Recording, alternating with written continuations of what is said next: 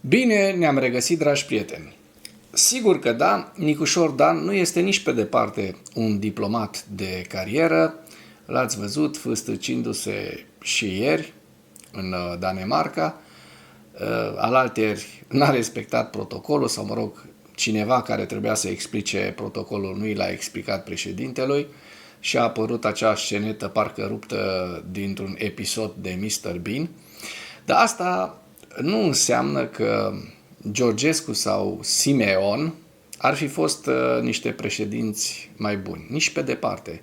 Nici pe departe, pentru că cel puțin vedem din partea lui Nicușor Dan bună credință și Nicușor Dan, matematician fiind la bază, eu cred că va pune un pic de ordine alături de Ilie Bolojan și în bugetul național. Altfel ne ia pe toți mama sărăcichii sau sărăciei.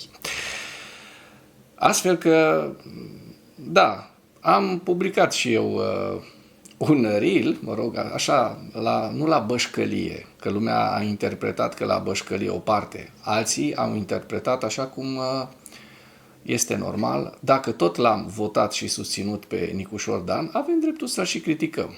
Pentru că nu trăim în Rusia, nu trăim în sfera Kremlinului și ne putem permite. Sigur că da, mi-a spus un prieten de pe Facebook: Vasile, mai postai tu așa ceva dacă era unul ca George sau unul ca Batman Simeon? Nu puteam posta probabil, pentru că deja eram cu toții ori la pușcărie, ori trebuia să o roim afară, ori serveam ceaiuri sau învățam să zburăm, precum o fac kremlinezii. Așa că, atâta timp cât avem libertate și suntem de bună credință, eu cred că și aceste glumițe, și aceste, mă rog, alții le interpretează ca pe niște bășcălii, dar nu este o bășcălie. Este dreptul de a critica.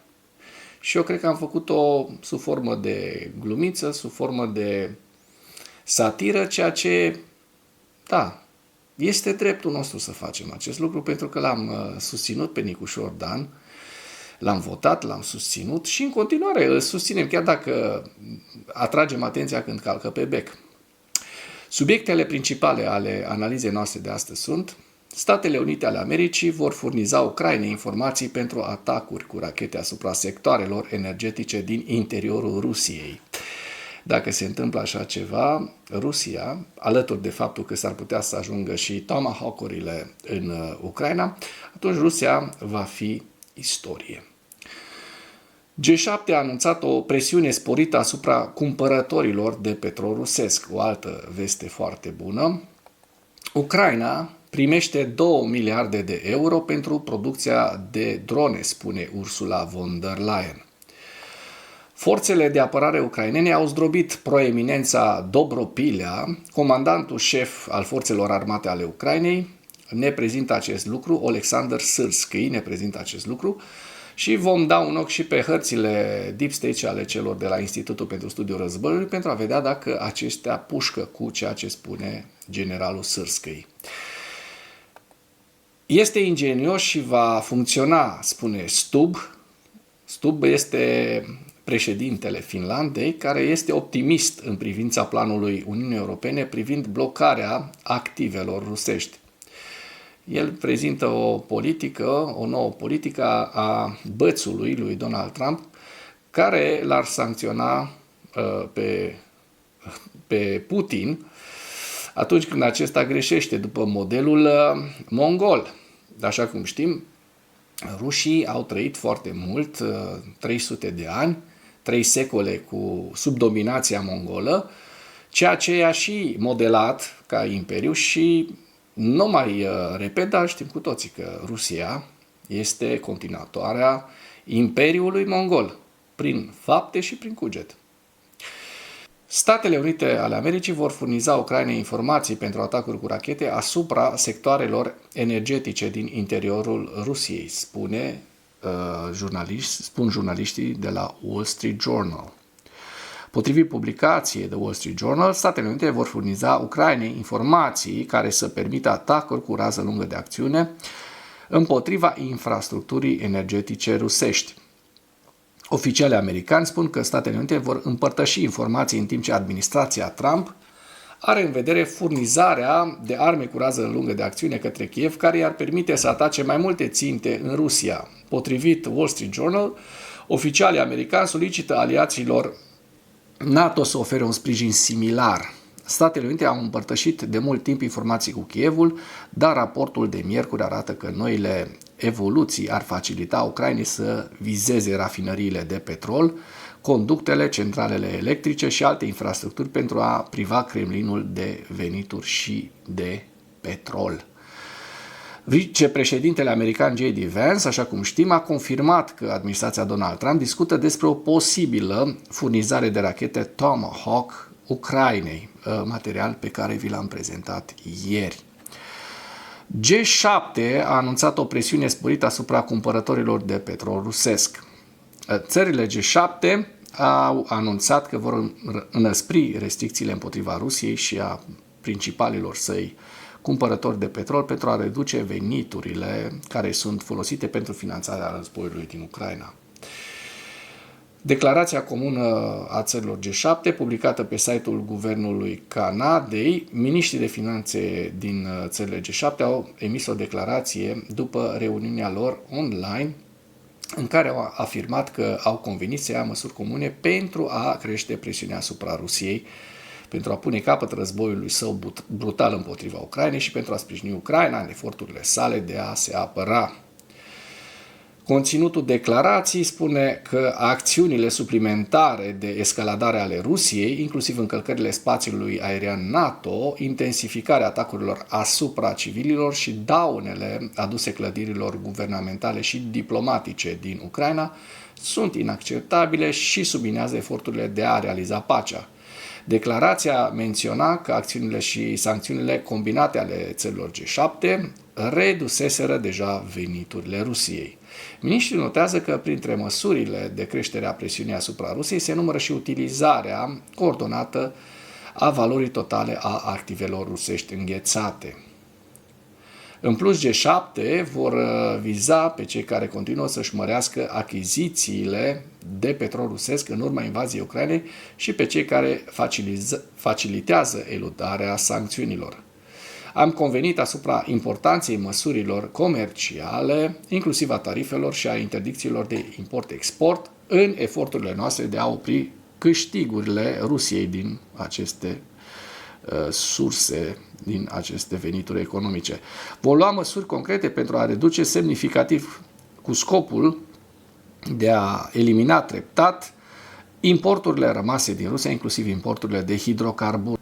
De asemenea, luăm în considerare serios măsurile comerciale și alte restricții asupra țărilor și entităților care contribuie la finanțarea acțiunilor militare ale Rusiei, inclusiv a produselor petroliere fabricate din petrol rusesc.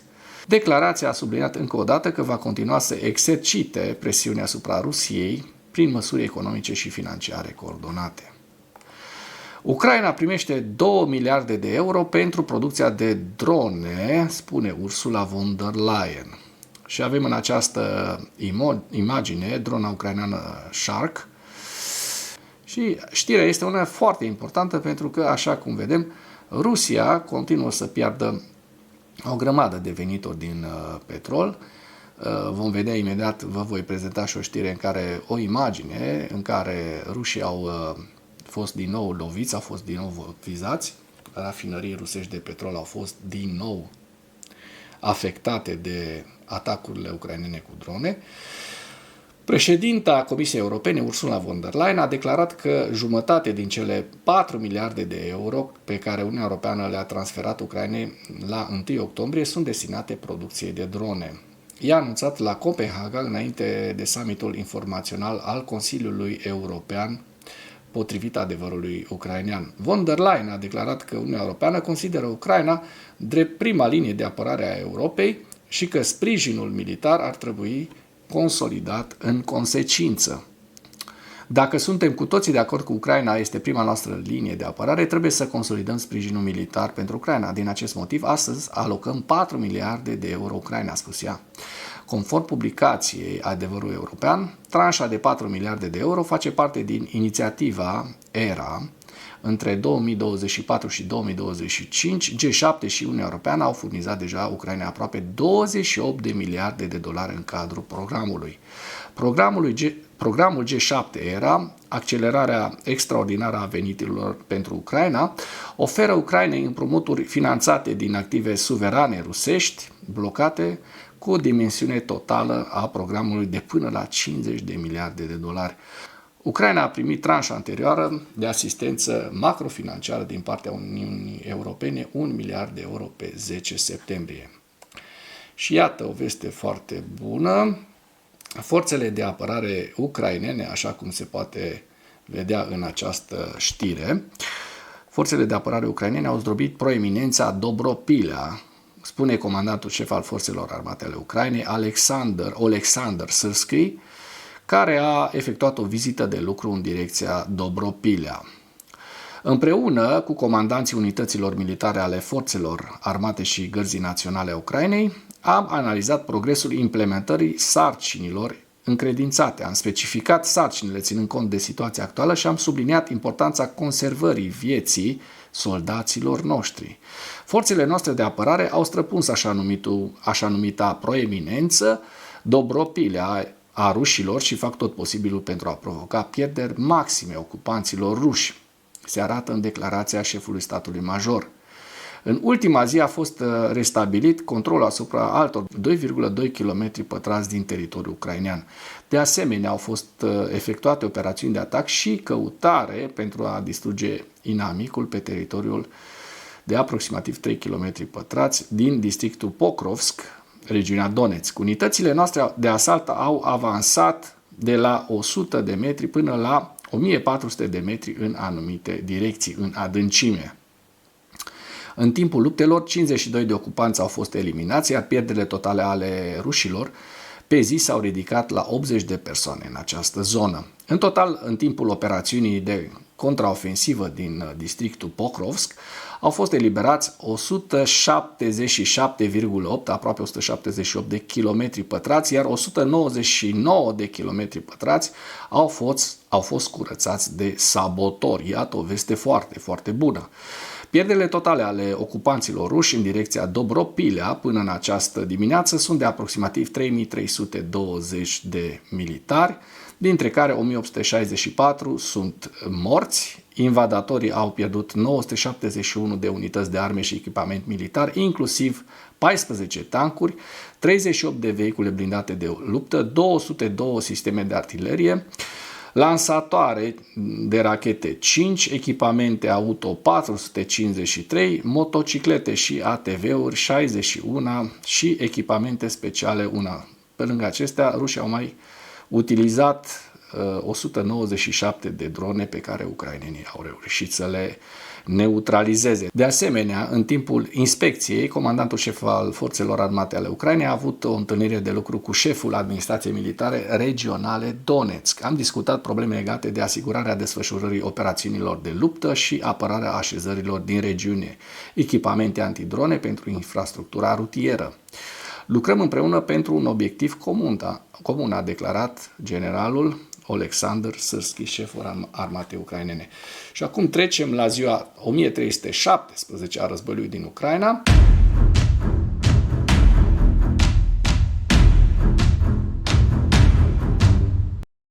În ultimele 24 de ore, rușii au pierdut 980 de militari, iată, cifra a depășit deja cifra totală a pierderilor rusești de la începutul invaziei din februarie 2022, a depășit 1.112.000 de cioloveci. Un tank au depășit deja 11.224, 2 vehicule blindate, 12 sisteme de artilerie, 2 lansatoare de rachete și lista cu pierderile rusești o vedeți aici în întregime. Este ingenios și va funcționa, spune președintele finlandez Stubb, optimist în privința planului Uniunii Europene de blocare a activelor rusești. În Helsinki, Finlanda, președintele Finlandei, Alexander Stubb, a declarat că Donald Trump trece de la persoasiune la presiune în efortul său de a pune capăt războiului din Ucraina. Președintele SUA Donald Trump lucrează, dacă nu non-stop, cel puțin în fiecare zi, încercând să pună capăt războiului, a declarat Stubb în fața unor publicații media europene, inclusiv a ziarului Kyiv Independent, la reședința sa din Helsinki. Văzând că morcovii rareori funcționează cu rușii, adică îi dai morcovul ca recompensă, a trecut la stadiul de băț și acum se pune doar problema cât de mare va fi bățul, a spus Stubb. Foarte deștept, foarte inteligent acest Alexander Stubb, îmi place foarte mult de el. Din păcate, noi nu, ca și țară, nu ne ridicăm la nivelul să avem un astfel de președinte, cu toate că ar fi foarte bine pentru noi ca țară medie să avem un astfel de diplomat în fruntea statului. Pentru aceasta, Stubb, unul dintre puținii lideri europeni care s-au apropiat de Trump pe terenul de golf, a adăugat, are 14 crose în geantă. Wow! Aceste cluburi, a spus președintele finlandez, variază de la sancțiuni secundare și tarifare până la o mai mare, o mai creativă utilizare a activelor rusești înghețate, precum și aprovizionarea Ucrainei cu arme fabricate în Statele Unite ale Americii, care pot pătrunde adânc în teritoriul rus. Nu trebuie să citești arta tranzacției ca să înțelegi modul în care negociază președintele Trump, a spus Stubb. Este neconvențional, dar destul de orientat spre rezultate. Un pic îi dă și niște limbi acolo, dar este inteligent. Dacă președintele rus Vladimir Putin va continua să vizeze civil, a adăugat Stubb, președintele Trump va reacționa pe bună dreptate. Și o să vă las linkul în comentarii pentru că este un articol foarte amplu și foarte, foarte interesant pe care cu toții ar trebui să îl citiți. Și acum trecem la hărțile Deep State pentru a vedea dacă au existat modificări ale fronturilor în Ucraina și începem cu zona de sud, cu Herson. Zona Herson, așa cum se poate observa, nu are nicio modificare a fronturilor. În Zaporojie, din păcate, rușii au tot continuat să avanseze și vedem că și în ultimele 24 de ore au avut două avansuri, chiar dacă două avansuri minuscule, unul de un sfert de kilometru pătrat înspre Poltavka și unul mai mare de aproximativ 1,5 km pătrați către Pavlivka, așa cum se poate vedea în această imagine. Dacă mergem mai la nord, înspre înspre punga Pokrovskului, vedem că în ultimele 24 de ore rușii nu au avansat, iar frontul este, așa cum se vede, stabil, ucrainenii reușind să îi prindă pe ruși în aceste două pungi din care i-au despărțit de ceva vreme și așa cum ne-a prezentat mai înainte, v-am prezentat această știre, cum ne-a prezentat Alexander Sirski, rușii sunt încercuiți în aceste zone și suferă pierderi foarte mari. Dacă mergem înspre Ceasov, iar așa cum se poate observa, sau mai la nord către Kupiansk, vedem că rușii nu au reușit avansuri în ultimele 24 de ore. La fel, zona Vovceanskului este una stabilă și dăm un ochi și către regiunea Sum-Kursk și observăm că este o zonă destul de stabilă și aceasta, pentru că n-au existat modificări în ultimele chiar 48 de ore, așa cum se poate observa din această hartă. Mergem la evaluarea campaniei ofensive rusești în viziunea Institutului pentru Studiul Războiului la 1 octombrie, cu principalele știri. Kremlinul continuă utilizarea în paralel a amenințării nucleare și a stimulentelor economice pentru a presa Statele Unite să normalizeze relațiile americano-ruse, respingând în același timp în mod explicit negocierile ruso-ucrainene. Nu o să le meargă. Petrolierile din flota din umbră rusească ar putea fi legate de recentele incursiuni ale dronelor neidentificate care operează în spațiul aerian NATO. Postul public de radio și televiziune norvegian NRK a relatat pe 1 octombrie că autoritățile norvegiene au observat o dronă neidentificată pe 30 septembrie în apropierea unui aeroport din Brønnøysund, determinând autoritățile să devieze un zbor programat și să anuleze zborurile rămase. NRK a relatat de asemenea că poliția norvegiană a reținut 8 cetățeni ai Republicii Populare Chineze în urma rapoartelor privind un zbor neidentificat cu o dronă în apropierea aeroportului Svolvær.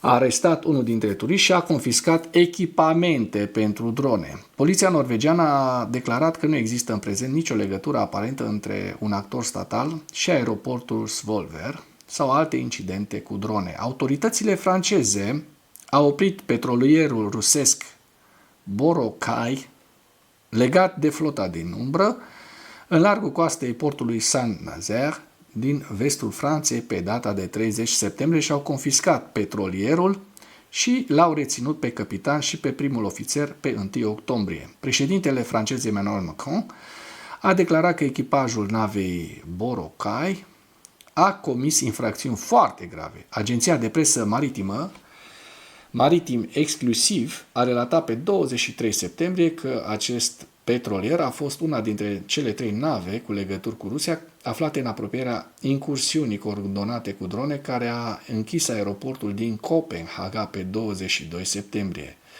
Cât de prost suntem noi să-l permitem acestor petroliere, fie ele sub pavilion fals, fie sub pavilion rusesc, să pătrundă în zona Uniunii Europene. Cum s-a permis așa ceva? Acum e bine că s-au arestat, e bine că s-au arestat atât echipajele cât și petrolierele, dar cum s-a ajuns aici? Cât de prost să fii să lași așa ceva să se întâmple? Știind de ce este în stare Rusia. Petrolierul ăla putea să transporte niște arme nucleare, nu? Maritim Exclusiv a relatat că autoritățile europene investigează 3 nave cu legături cu Rusia care navigau în apropierea aeroportului din Copenhaga când zboruri de drone neidentificate au forțat recent închiderea aeroportului. Tabloidul danez Ekstrabladet a relatat că nava de debarcare rusească din clasa Rapucha, Alexander Shabalin, se afla în largul coastei daneze timp de mai multe zile în timpul zborurilor intense cu drone pe aeroporturile daneze și că autoritățile daneze investigează rolul navei în operațiunile cu drone. Președintele Zelensky și purtător de cuvânt al marinei ucrainene, capitanul de rangul 3 Dimitru Pletenciuc, au raportat în mod similar pe 28 și 29 septembrie că informațiile indică faptul că Rusia lansează probabil drone în spațiul aerian al NATO de pe petroliere rusești din flota din umbră și utilizează astfel de nave pentru a efectua misiuni de recunoaștere și sabotaj în apele internaționale. Să ne dăm 2-3 palme și să sperăm că ne-am trezit, pentru că, iată ce se întâmplă dacă lăsăm nave sub pavilion rusesc sau nave rusești să pătrundă pe propriul nostru teritoriu. Comandamentul rus ar putea redistribui elemente ale diviziei 98 aeroportate VDV din direcția Kramatorsk în direcția Herson. Deficitul de benzină continuă în Rusia și Ucraina ocupată din cauza atacurilor repetate ale Ucrainei asupra rafinăriilor de petrol rusești. Și iată, Rusia arde din nou. Slavneft Ianos, o rafinărie de petrol care produce 15 milioane de tone de petrol. Da? Revenim la informațiile noastre. Centrala nucleară din Zaporojie, ocupată de Rusia, a fost deconectată de la rețeaua electrică ucraineană de peste o săptămână, deoarece Rusia stabilește condiții pentru transferul iminent al centralei la rețeaua electrică rusească. Da. Comisia Europeană a anunțat un pachet de ajutor de 4,7 miliarde de dolari pentru Ucraina, utilizând fonduri din activele rusești înghețate. Forțele rusești au avansat recent în zona tactică Dobropilea, spun analiștii Institutului pentru Studiul Războiului, în contradicție cu ceea ce spune Sârski, și în apropierea Velica Mikhailovka și precum și în estul regiunii Zaporojie. Și acum vă prezint la final hărțile Institutului pentru Studiul Războiului cu direcția Sumă, Harkiv, Lugansk, Donetsk, Kostiantinivka, Druzhivka, Dobropilea, Pokrovsk, Dnepropetrovsk, Zaporojie, orașul Zaporojie și Zaporojie, aici este orașul Zaporojie și aici este regiunea Zaporojie și Herson. Și cu acest ultim detaliu închei materialul nostru de astăzi cu îndemnul, dacă ați găsit informații utile în acest videoclip, nu ezitați să-l distribuiți pentru a ajunge la cât mai multă lume. Mulțumesc mult!